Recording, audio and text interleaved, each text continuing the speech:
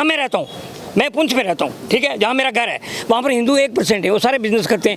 वो मिलिटेंसी में हमने की उनकी हिफाजत, हमने कहा अगर आप छोड़ के जाएंगे हम भी जाएंगे, उनको नहीं, एक बंदे को नहीं जाने दिया, एक बंदे को नहीं मारने दिया। हमारे यहाँ भी भाईचारा है, ये तो है, ये तो कहीं कहीं होता है, आप देखिए ना। ये आपको क्या लगता है कश्मीर में भाईचारा था? कभी नहीं था। नहीं कैसे था? तेलंगाना में कैसे? आपकी अंकल आपकी बड़ी उम्र है फिर भी आपकी ऐसी बात है बच्चों? नहीं, लेकिन भाईचारा, अरे एक भाई नहीं था जेनोसाइड। आप मुझे ये बताओ जेनोसाइड क्यों नहीं था?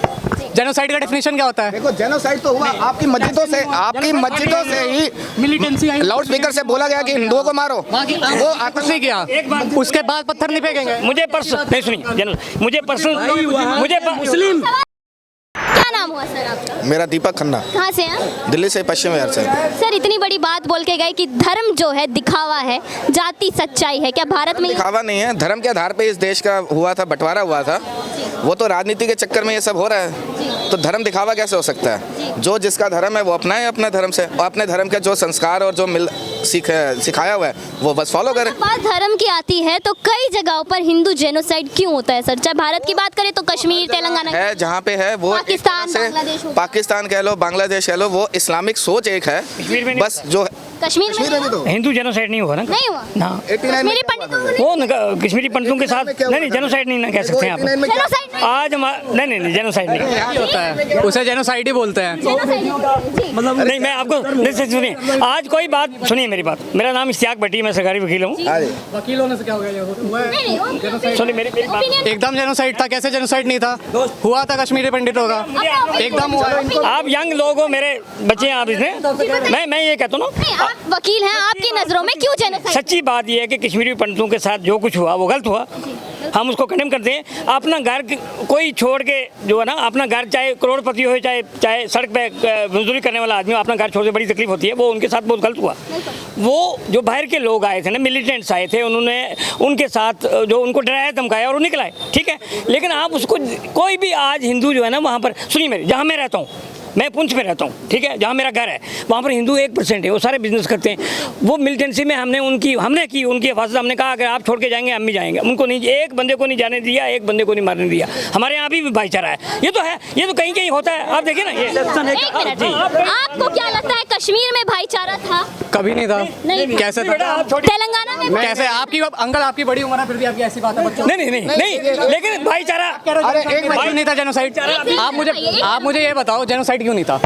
जेनोसाइड का डेफिनेशन क्या होता है? देखो जेनोसाइड तो हुआ आपकी मस्जिदों से ही मिलिटेंसी लाउड स्पीकर से बोला गया कि हिंदुओं को मारो, वो कुछ नहीं किया। उसके बाद पत्थर नहीं फेंकेंगे। मुझे मुस्लिम बाहर से आए, नहीं, एक मिनट, मैं वो मुसलमान हूँ, सुनो, मैं वो मुसलमान हूँ जिसका सगा भाई मार दिया मिलिटेंटों ने। मेरा चाचा ड्राइवर था एसओजी में, पुलिस में, मैं पुलिस का वकील था, मेरा बाप सीआईडी में था, हमें हमारे पूरी फैमिली को वहाँ से छोड़ना पड़ा। मुसलमान भी मरे, सारे मुसलमान यार मुसलमान भी मरे, मैं विक्टिम हूँ, आपके साथ है।